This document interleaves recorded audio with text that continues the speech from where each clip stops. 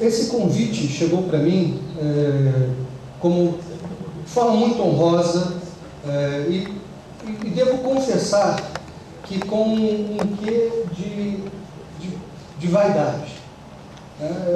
Porque há muito tempo temos no interior do nosso centro discutido esse tema da desmilitarização, que já explico como e porquê. E até esse momento, eu e o nosso grupo temos evitado fazer parte de determinadas associações, seja na universidade, seja no Estado, que esqueceram, como eu vou fazer na minha apresentação, o tema da desmilitarização. Que para a gente, que para mim, é um tema absolutamente central.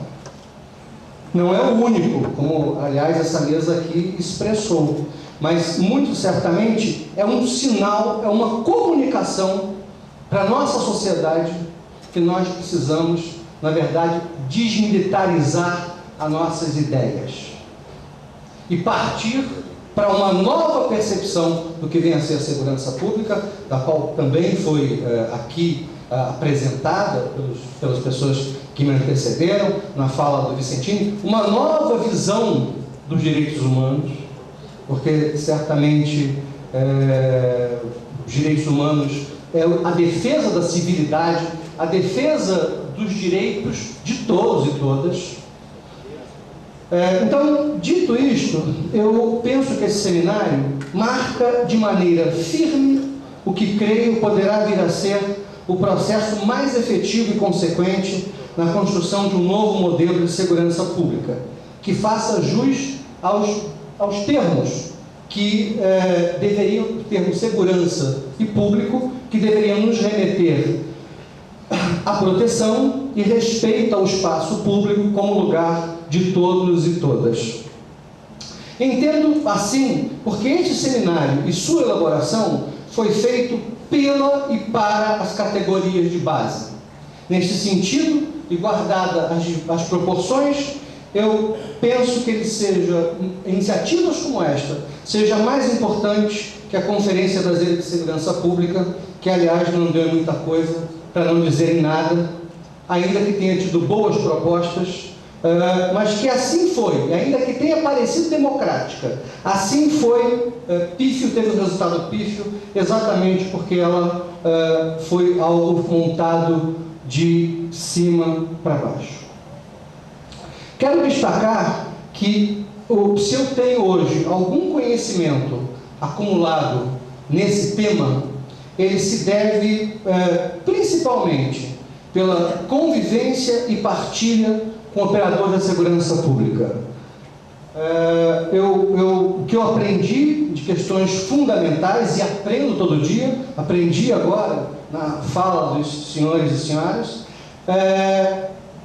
e acho muito importante, em função disso, lembrar e saudar algumas pessoas que foram muito importantes nessa minha formação, e a começar por um investigador da Polícia Civil que eu não vejo há algum tempo, infelizmente, o César Gaspari, o Marcelo Gordinho, a Elis Gondo, da Guarda Municipal, e ao Henry Francis, com quem eu tenho podido muito mais do que ensinar, aprender como essa estrutura se movimenta e como ela acaba efetivamente funcionando. Muito obrigado a esses companheiros, pesquisadores, cientistas do nosso grupo de estudos. Eu também quero destacar que como dizia inicialmente para o Vicentini, nosso presidente, que eu penso que o papel dos cientistas intelectuais não é dar saídas. Eu acho que a nossa posição é, junto com as categorias de base, e eu vou dizer as categorias de base, porque são essas, sim, que estão exigindo mudança. Não tem mudança. De cima para baixo é maquiagem. Mudança efetiva são das bases. Então, aliás, tudo que se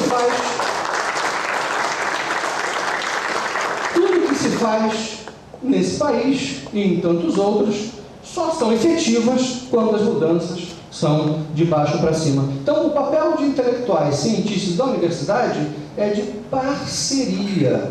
E, no meu caso, muitos colegas meus, houve inúmeros estímulos para que nós fizéssemos parcerias com polícias, mas era sempre isso vindo do governo do Partido dos Trabalhadores, dizendo, olha, tudo bem, está aqui, mas tem que ter ali parceria. Eu falei, não, mas nós já temos parcerias. Já. Não, mas tem que ser com os oficiais. Não. Deve ser uma relação orgânica e não uma relação de imposição da Senasc para a gente. E, claro que a gente paga um preço. E não paga um preço baixo, no sentido de financiamento de pesquisa, de aceitação de projeto. E volto a dizer que é muito difícil para um cientista dar pitacos ou dizer como as coisas devem ser. Nós podemos fazer diagnósticos e, claro, enquanto cidadão, tomar posições políticas, porque devemos fazê-lo certamente. Há muitas formas de abordar esta questão. A que eu farei agora é tão somente uma delas. Eu vou tentar me ater ao tempo de 40 minutos.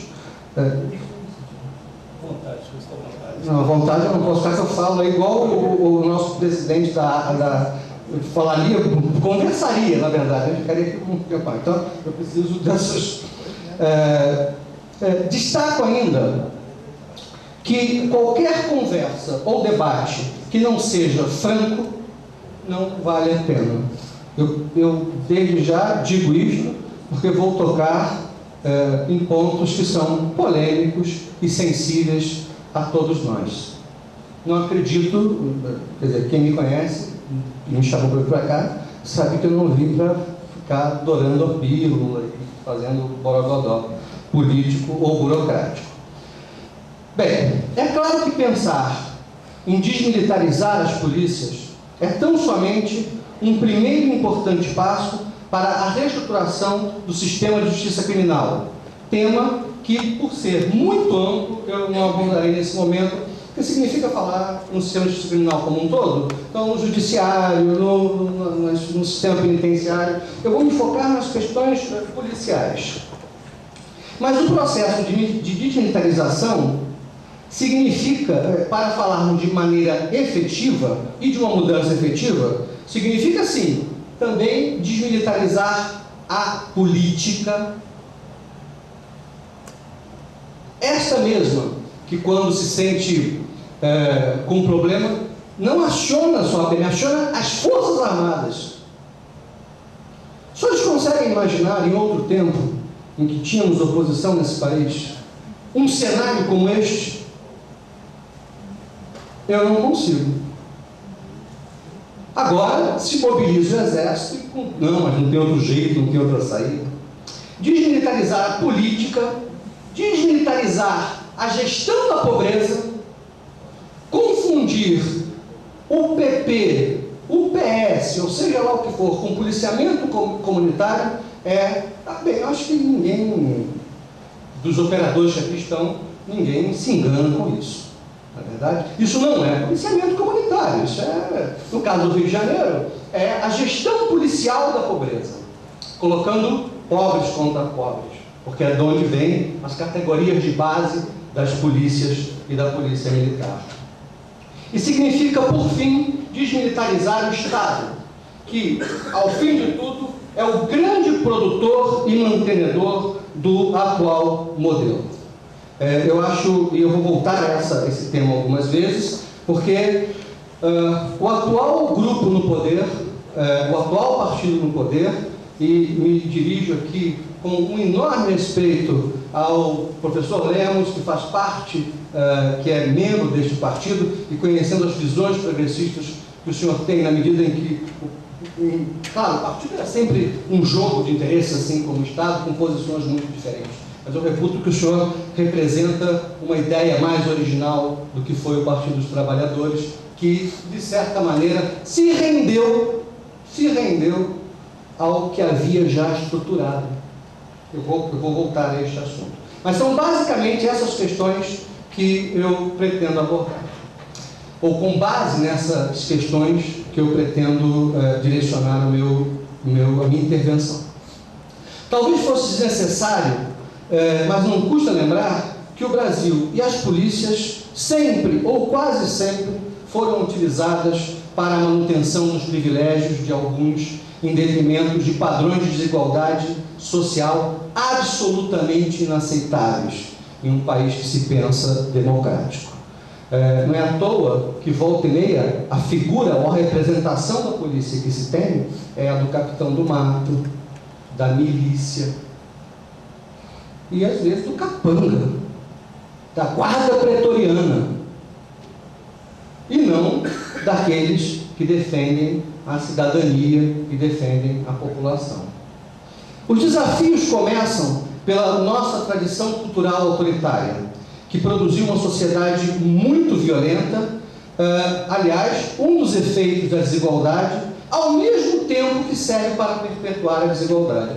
Todos os operadores de segurança pública aqui sabem que, por vezes, ele chega numa situação para impedir o linchamento de populares de alguém que cometeu um delito. O operador de segurança pública chega, faz o seu papel devido e a população pede, mata, esfola.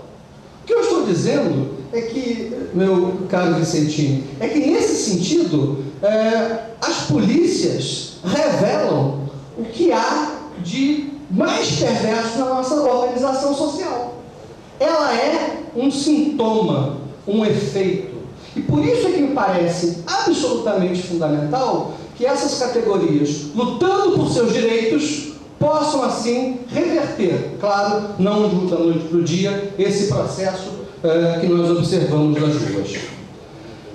Este cenário é e produz e retroalimenta por diversas práticas, como, por exemplo, o racismo, o sexismo, o machismo. Aliás, eu queria, por intermédio dos companheiros da PRF, que aqui estão, saudá-los e mandar lembranças à superintendente, a atual superintendente da Polícia Federal, ainda é a diretora-geral da Polícia Federal, que, aliás, é egressa do nosso curso e que tem feito um papel fundamental como policial, como mulher, lá na Superintendência da Polícia Rodoviária Federal.